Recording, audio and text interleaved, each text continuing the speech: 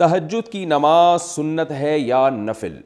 تہجد کی نماز سنت ہے یا نفل؟ صادق رفیق انڈیا سے۔ دیکھیں یہ سنت یا نفل یہ ٹرمز ہیں، اصطلاحات ہیں جو ایک دوسرے کے معنی میں بھی استعمال ہوتی ہیں۔ نفل کہتے ہیں اضافی نماز جو فرض نہ ہو، اس لحاظ سے تو تہجد نفل نماز ہے، لیکن ہر نفل پر نبی صلی اللہ علیہ وسلم نے پابندی نہیں کی ہے، اہتمام نہیں کیا ہے۔ تو جو وہ نوافل جن کا آپ صلی اللہ علیہ وسلم نے اہتمام کیا یا آپ ان کو پڑھا کرتے تھے تو ان کو سنت کہا جاتا ہے۔ تو اس لیے تہجد اس لحاظ سے نفل ہے کہ فرض واجب نہیں ہے، لیکن اس لحاظ سے سنت ہے کہ محض ایک عام نوافل کی طرح اس کی فضیلت نہیں ہے، بلکہ آپ صلی اللہ علیہ وسلم کی عادت تھی، تو اس لحاظ سے یہ سنت ہے۔ تو بہتر لفظ اس کے لیے سنت ہی ہے، اور یہ عام سنت نہیں ہے، اس کی بے پناہ فضیلت ہے۔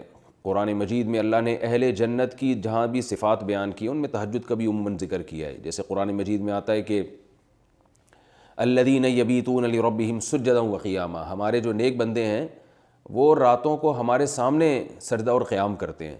اور سورہ سجدہ میں اللہ تعالیٰ کا ارشاد ہے تتجافی جنوبہم عن المضاجع یدعون ربہم خوفا وطمعا، کہ ہمارے نیک لوگوں کے پہلو رات کو بستروں سے جدا ہو جاتے ہیں اور اپنے رب کو پکارتے ہیں خوف اور امید سے۔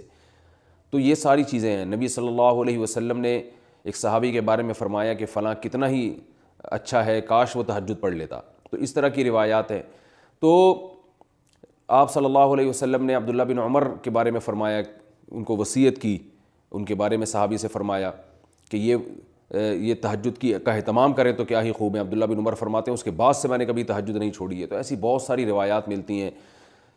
سورہ مزمل کا پورا دوسرا رکوع ہے ہی تہجد سے متعلق۔ ان ربک یعلم انک تقوم ادنی من ثلثی اللیل ونصفہ وثلثہ وطائفۃ من الذین معک واللہ یقدر اللیل والنہار، کہ آپ پوری رات تہجد نہیں پڑھ سکتے، آپ کو دن میں یعنی آپ کے جو ساتھی ہیں ان کو مزاربت بھی کرنی ہے، دنیا کے معاملات بھی نمٹانے ہیں، دن میں بعض دفعہ جہاد بھی کرنا ہے، تو آپ رات کا کچھ حصہ اٹھ جائیے، آپ بھی اور آپ کے ساتھی بھی۔ تو بہت ہی اہتمام ہے۔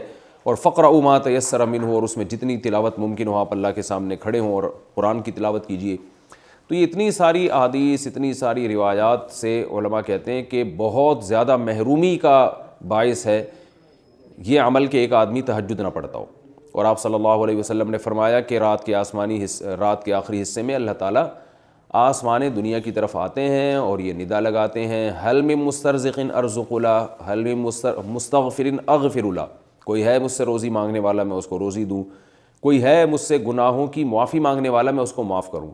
تو اس لیے رات کو جلدی سونا چاہیے، اور تہجد میں رات کے آخری حصے میں جو تہجد کا ٹائم ہے، جو سب سے اچھا ٹائم ہے، ویسے تو کسی بھی وقت رات کو پڑھی جا سکتی ہے، لیکن سب سے افضل ٹائم ہے کہ آپ سوئیں اور سونے کے بعد رات کے آخری حصے میں اٹھیں اور اس وقت راز و نیاز کریں، اللہ کے سامنے دعائیں مانگیں۔ بہت زیادہ اس وقت دعائیں قبول ہوتی ہیں اور نماز کا بہت ثواب ہوتا ہے۔ ان قرآن الفجر کان مشہودا۔